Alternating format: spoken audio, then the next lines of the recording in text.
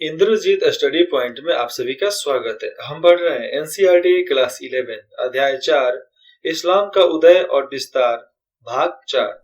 इसमें हम खिलाफत का विघटन और सल्तनतों का उदय के बारे में पढ़ेंगे कि खलीफा का विघटन मतलब उसका खात्मा कब हुआ और सल्तनत जो था वो कैसे समाज में आए थे। ठीक है, चलिए यहाँ पर ध्यान से पढ़ते हैं बिना समय को बर्बाद किए हुए।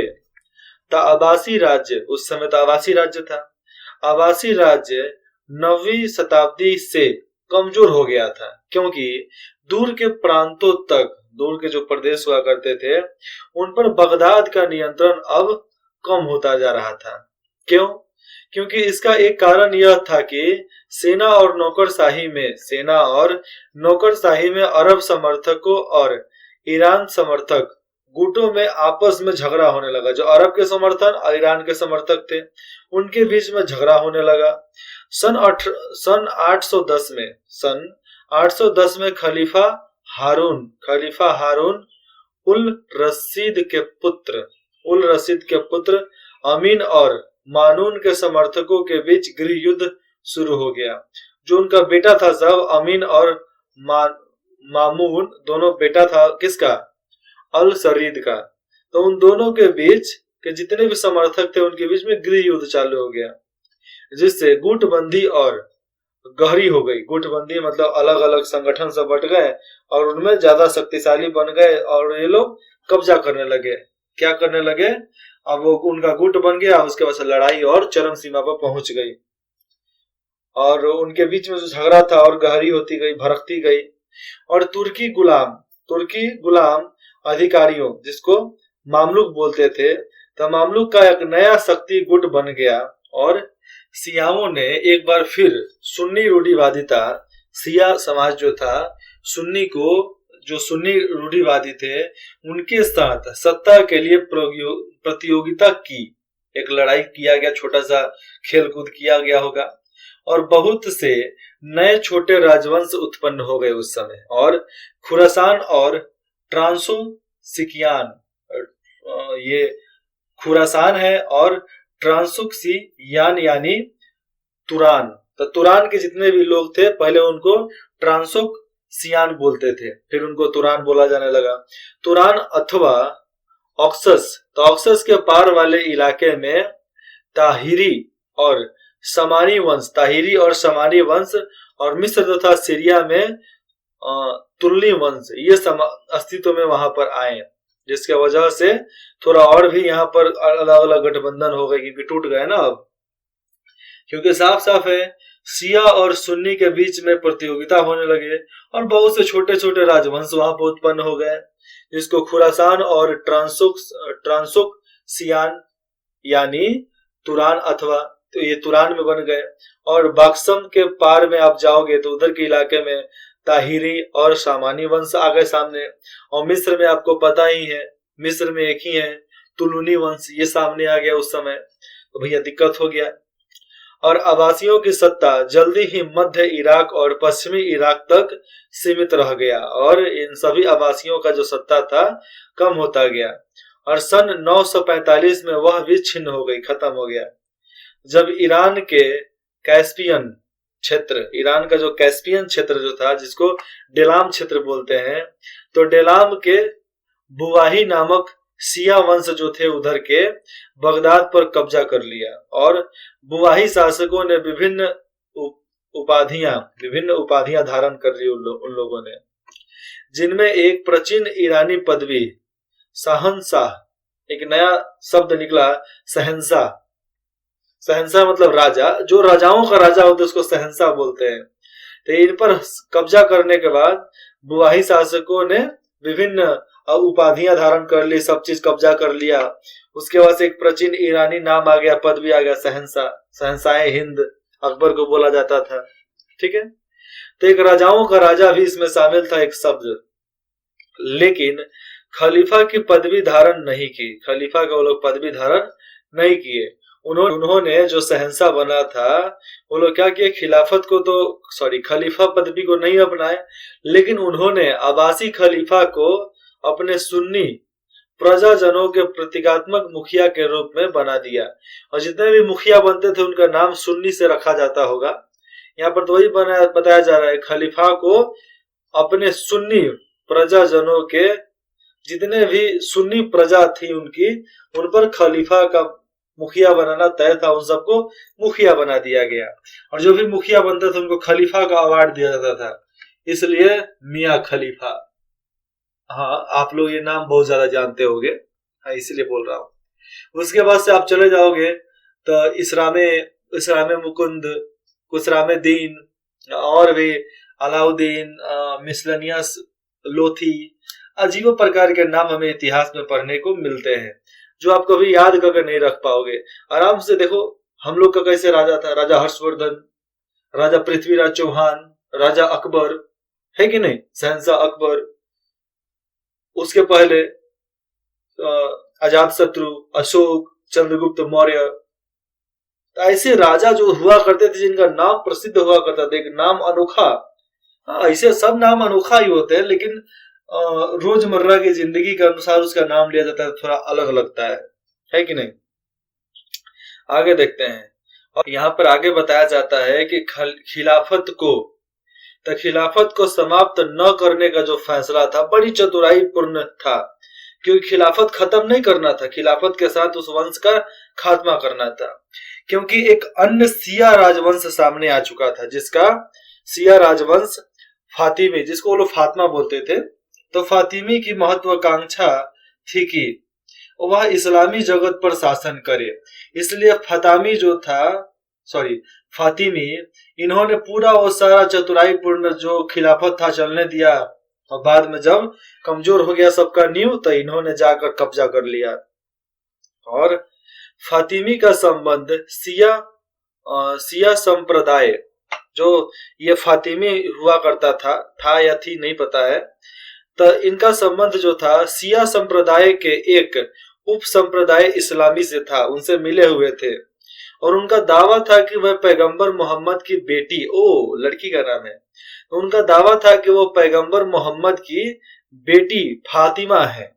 क्या चीज है? फातिमा। उसी के अनुसार पैगंबर मोहम्मद के बेटी के ही नाम से फातिमा पढ़ा जाता है। कलमा, फातिमा, ये सब जो है सब अपने परिवार के नाम पर ही रखा गया है शायद। तो फातिमा के वंशज हैं। किसके वंशज? पैगंबर की बेटी फातिमा के वंशज हैं, इन लोगों ने मान लिया, क्योंकि फातिमा के ही राजवंश वो थे, मातृवंश यहाँ पर चल रहा था, और इसलिए वे इस्लाम के एकमात्र न्याय संगत शासक हैं, यो मानते थे लोग। ठीक है।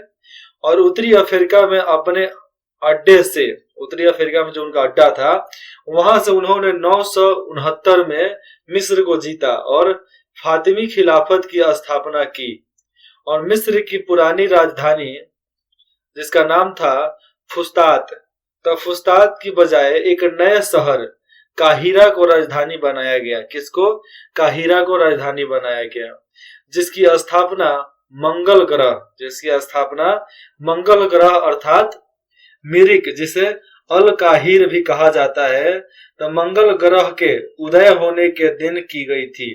जिस दिन मंगल ग्रह उदय हुआ था उसी दिन इसका स्थापना किया गया था, क्योंकि वो लोग मंगल ग्रह को बोलते थे अल काहिरी भी उनको कहा जाता था, चाहे मिरिख बोलो, कुछ भी बोल सकते हो।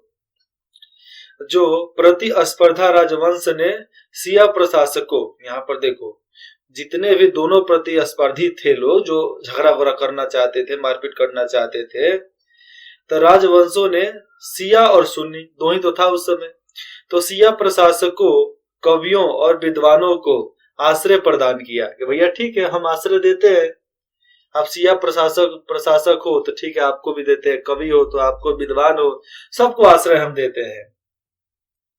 सन 1950 से लेकर 1200 के बीच, सन 1950 से लेकर 1200 के बीच इस्लामी समाज किसी एकल राजनीतिक व्यवस्था अथवा किसी संस्कृति की एकल भाषा, अरबी से नहीं बल्कि सामान्य आर्थिक और सांस्कृतिक प्रतिरूपों से एकजुट बन रहा था, और धीरे धीरे वह मिल रहा था फिर से।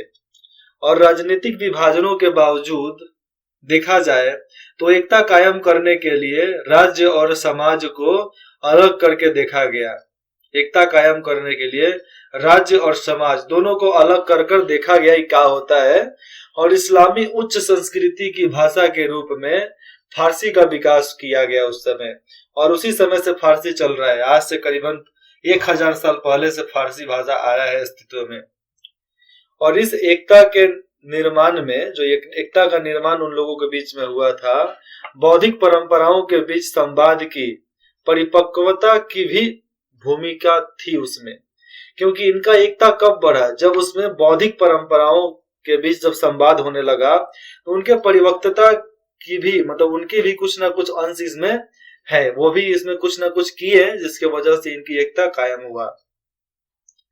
विद्वान, कलाकार, व्यापारी इस्लामी दुनिया के भीतर मुक्त रूप से घूमते फिरते और आते जाते थे। जितने भी विद्वान थे, कलाकार थे, व्यापारी थे, इस्लामी दुनिया के भीतर आराम से घूम सकते थे, फिर सकते थे, आ सकते थे, जा सकते थे, कोई दिक्कत नहीं है।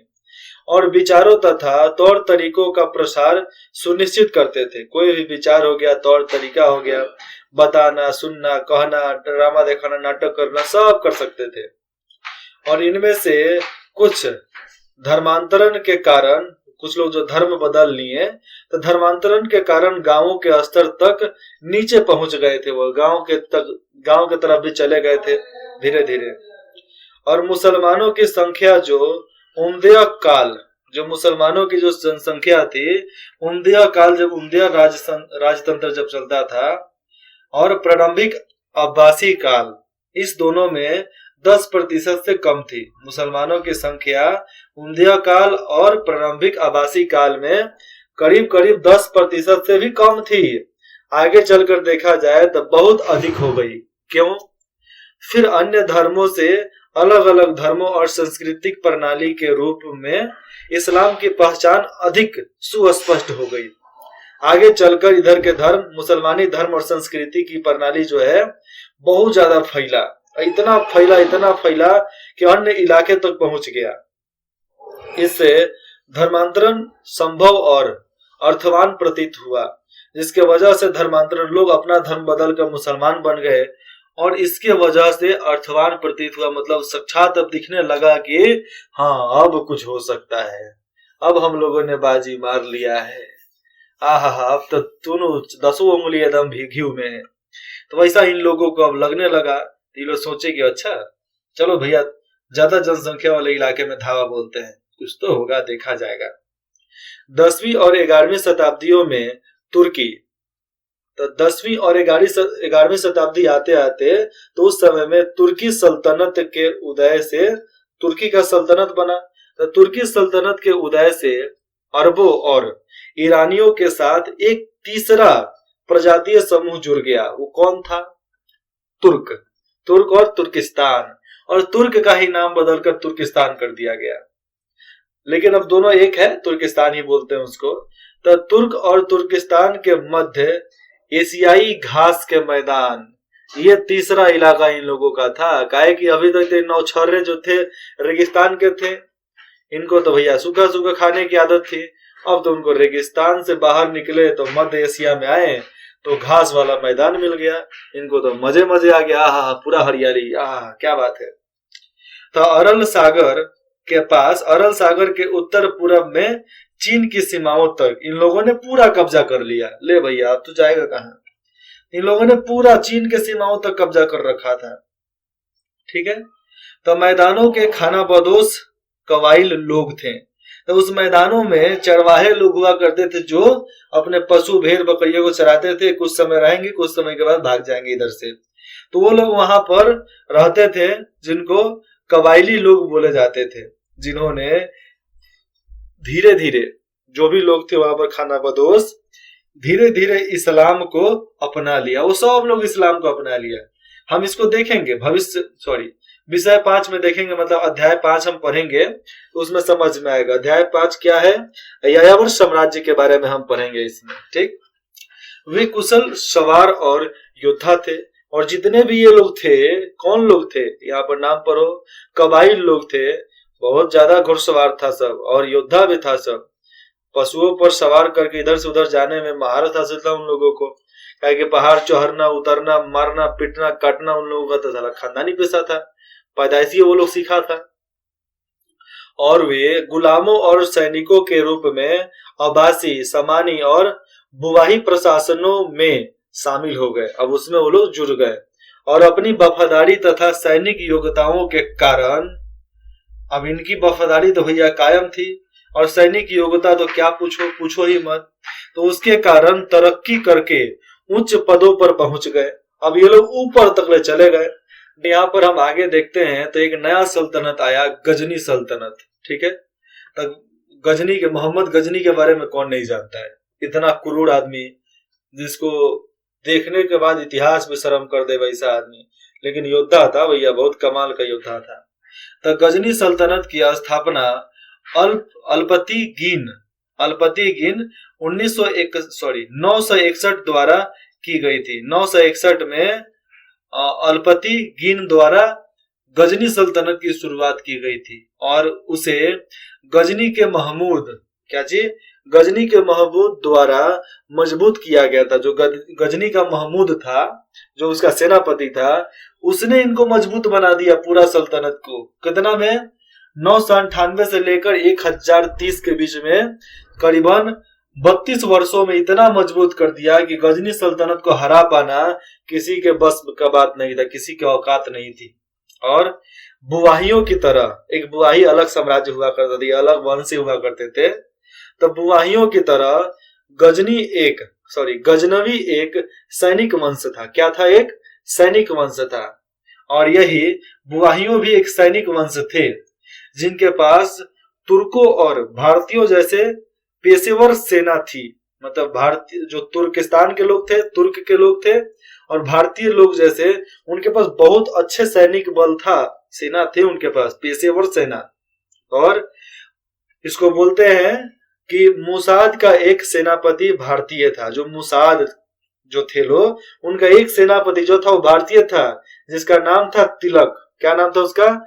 तिलक था उसका नाम। इतना खतरनाक था वो कि उसके अनुसार कितने जंग को जीत लिया गया पता ही नहीं चला, लेकिन तिग्रम ऐसा लगाता था कि लोगों का हालत खराब कर देता था। लेकिन उनकी सत्ता और शक्ति का केंद्र खुरासान और अफगानिस्तान में था। लेकिन जो गजनी थे, गजनी सल्तनत के जितने भी सत्ता, जितना भी शक्ति था, उसका केंद्र कहाँ रहा? खुरासान और अफगानिस्तान में ही था बस। और उनके लिए अब्बासी खलीफे प्रतिद्वंदी नहीं थे। ये गजनी के लिए ये जो अब्बासी खलीफे थे, ये प्रतिद्वंदी भी नहीं थे, बल्कि उनकी वैधता के स्रोत थे। मतलब उनके पहचान का एक स्रोत मात्र थे ये लोग।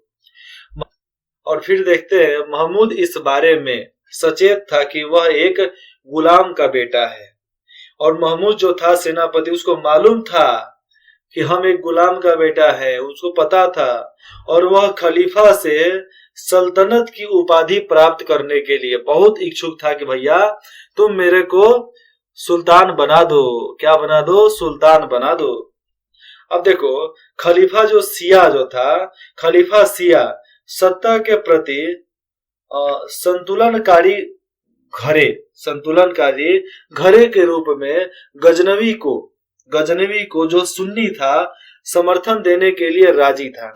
और जो खलीफा हुआ करते थे वो चाहते थे, जो खलीफा शिया सत्ता में थे, तो वो चाहते थे कि एक मतलब बताया जाए तो संतुलनकारी समाज को बनाना है। तो संतुलनकारी घरे के रूप में वो गजनवी को देखता था, तो वो गजनवी को ही समर्थन देते थे कि उसको सल्तनत का शहंशाह बनाएंगे, उसको सुल्तान बनाएंगे। तो इन लोगों ने जो खलीफा थे वो गजनी को आगे बढ़ा दिए। और गजनी तो भैया ऐसे ही पागल आदमी था।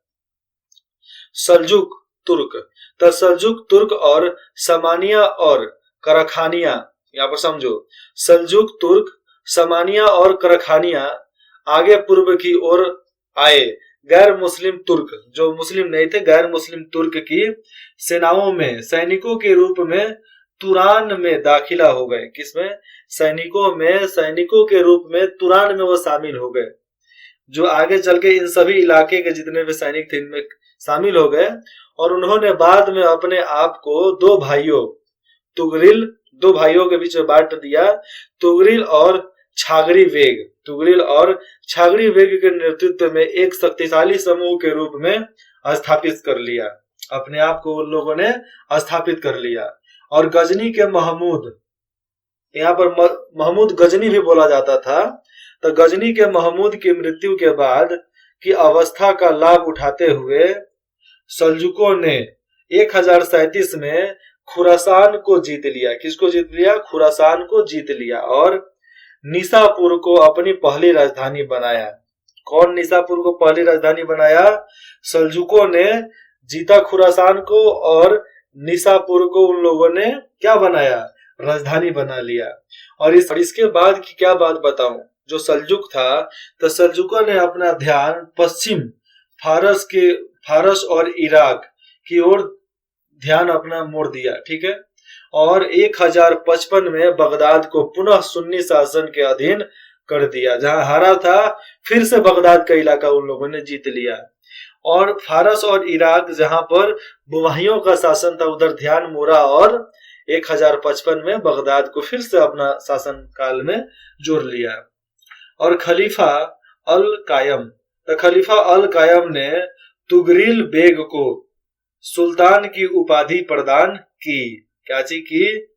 यहाँ पर तुगरिल बेग ने सुल्तान की उपाधि प्रदान की। किसको? अल कायम ने। किसको किया? तुगरिल बेग को सुल्तान बना दिया गया। क्या बना दिया गया? उनको सुल्तान बना दिया गया। और सुल्तान बनने के बाद जो ये तुगरिल था, जो एक ऐसी कार्रवाई थी जिसने धार्मिक सत्ता को राजनीतिक सत्ता से अलग कर दिया। जो धार्मिक सत्ता था उसको राजनीतिक सत्ता से अलग उठाकर हटा दिया। चलो हटो भैया, तुम्हारा धार्मिक अलग, हमारा सल्तनत अलग, नहीं चाहिए। दोनों सल्जुक भाइयों ने परिवार द्वारा, किसके द्वारा? परिवार द्वारा शासन चलाने की कबाइल धारणा, जो उनकी धारणा थी, तो कबाइल धारणा के अनुसार इकट्ठे मिलकर शासन किया था। फिर भतीजा अल्प अरसलन, तो अल्प अरसलन उसका उत्तराधिकारी बना, उसका भतीजा ही उसका उत्तराधिकारी बना। और अल्प अरसलन के शासन के दौरान, जो अल्प अरसलन जो था, तो उसके शासन के द्वारा सल्जुक साम्राज्य का विस्तार अनातोलिया एक जगह है, तो अनातोलिया, आधुनिक तुर्की उसको बोलते हैं, तो तुर्की तक हो गया था। अब पूरा तुर्की तक उन लोगों ने कब्जा कर लिया। तो तुर्की का पुराना नाम अनातोलिया, याद रहेगा। तो अनातोलिया तक उसने कब्जा कर लिया था। कौन किया था? जो सल्जुक का भाई के परिवार, मतलब सल्जुक के जो भतीजा था, जिसका नाम था अल्प अरसलन। तो अल्प अरसलन ने अपना साम्राज्य इतना फैलाया, सल्जुक साम्राज्य का विस्तार कहां तक कर दिया? तुर्की तक कर दिया। भैया महान था, तुर्की तक ले गया पीट पाट कर। यहाँ पर हम आगे देखते हैं, तो 11वीं से 13वीं शताब्दी तक करीबन 200 वर्षों के बीच में, उस समय यूरोपीय, ईसाई और अरब राज्यों के बीच काफी अधिक लड़ाई झगड़े हुए थे, बहुत ज्यादा लड़ाई झगड़े हुए थे। और इसकी चर्चा नीचे की ओर दी गई है। फिर 13वीं शताब्दी के प्रारंभ में, 13वीं शताब्दी का जब शुरुआत हुआ, तो उसके शुरुआत में ही मुसलमान, जो मुस्लिम जगत था, तो मुस्लिम जगत ने अपने आप को एक बहुत बड़े विनाश के कगार पर पाया। यह मंगोल की ओर से आने वाला खतरा था, और मंगोल से एक खतरा आ गया इनके लिए। यह सुव्यवस्थित सभ्यता पर खानाबदोश की ओर से होने वाला अंतिम किंतु सबसे अधिक निर्णायक आक्रमण था। यहाँ पर समझो, सुव्यवस्थित सभ्यता जो रहती थी, खानाबदोश लोग, उनकी ओर से होने वाला, जो चरवाहे लोग थे, उनकी ओर से होने वाला सबसे ज्यादा घातक इनके लिए साबित हुआ एक यह आक्रमण, जिसके बारे में यायावर साम्राज्य में हम पढ़ने को हमें मिलेगा। ठीक है। धर्म युद्ध की बात मैं यहाँ पर कर लूं, तो उस समय भी धर्म युद्ध हुआ करते थे, ऐसा नहीं है कि नहीं हुआ करते, तो होते थे, कम होते थे, लेकिन बहुत बड़ा बड़ा झगड़ा होता था। कम होता था लेकिन बहुत बड़ा बड़ा झगड़ा होता था। और धार्मिक झगड़ा भी क्या कमाल का, एक राजा को मरवा दिया, एक राजा ने दूसरे राजा को मार दिया, भाई भाई मर गए, और इसी धार्मिक प्रचार की वजह से वहां के स्थानीय लोगों को खदेड़ दिया गया, मार दिया गया, पीट दिया गया, पता नहीं उनके साथ क्या क्या किया गया। तो ये सब जुग जमाना चला था उस समय। ऐसे हम 5वां अध्याय में जाएंगे तो और थोड़ा डिटेल्स में पढ़ेंगे, लेकिन यहाँ पर इतना स्पष्ट हो जाता है कि आगे जब हम धार्मिक युद्ध के बारे में पढ़ेंगे तो हमें समझ में आ गया कि धर्म के नाम पर लोग कैसे लड़ मरते हैं, धर्म के नाम पर लोग कैसे मर पड़ते हैं, धर्म के नाम पर लोग कैसे कट जाते हैं। लेकिन धर्म होना चाहिए, लेकिन धर्म परिवर्तन मत करना कभी, किसी के बहकावे में नहीं। मर जाएंगे पर मंजूर है, धर्म परिवर्तन वो क्या होता है भैया? धर्म हम मनबे नहीं किए तो परिवर्तन किस बात का? पैदाइशी धर्म थोड़े होता है, आपके कर्मों के अनुसार आपका धर्म तय होता है। इसी तरह धर्म तय मत करना कभी भी अपना। आपको कुछ भी डाउट हो, कुछ भी संदेह हो, आप बेझिझक हमें कमेंट करके बता सकते हैं, और इसको हम धर्म युद्ध को अगले भाग में पढ़ेंगे, ठीक है। इंद्रजीत स्टडी पॉइंट पर जुड़ने के लिए आप सभी का बहुत बहुत धन्यवाद।